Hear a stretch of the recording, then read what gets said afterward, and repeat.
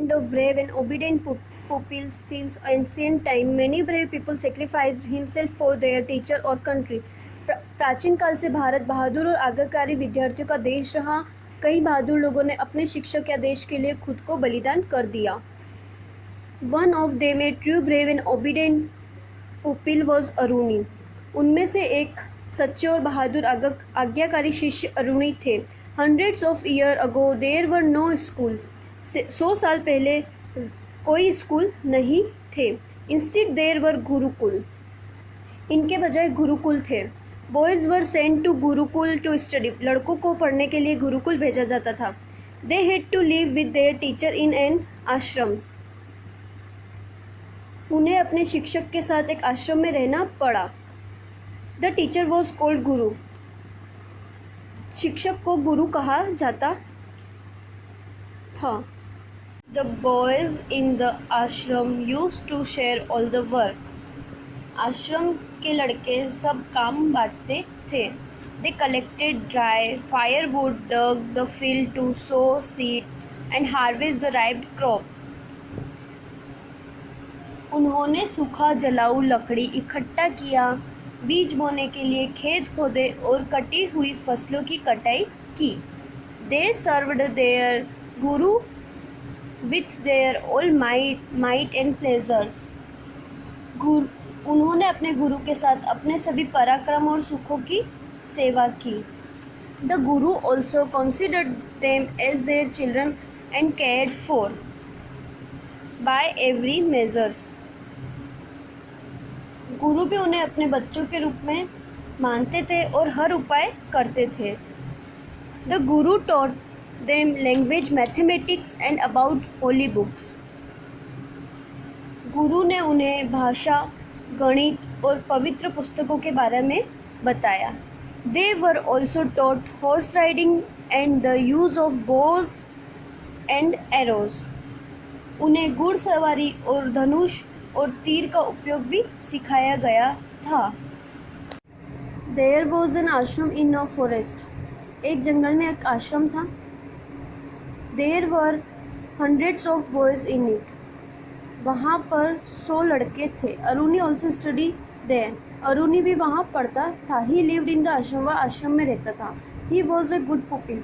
वह एक आज्ञाकारी शिष्य था। ही ऑलवेज ओबे हिज गुरु. वह अपने गुरु की आज्ञा का पालन करता था। हिज गुरु लव्ड हिम वेरी मच. उसके गुरु उसे बहुत प्यार करते थे। There were field around the आश्रम.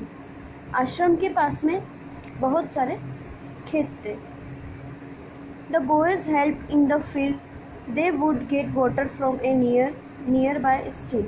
लड़कों ने खेतों में मदद की जिससे उन्हें पास की धारा से पानी मिलेगा। Day it rained heavily. The stream was overflowing. एक दिन बहुत तेज बारिश हुई, धारा वहाँ से बह निकली। There was a wall between the stream and the fields. धारा और खेतों के बीच में एक दीवार थी। The wall developed a crack. दीवार ने एक दरार विकसित की। दीवार ने एक दरार बना दी थी। If it was not repaired on time, the water would gush into the field and destroy the crop.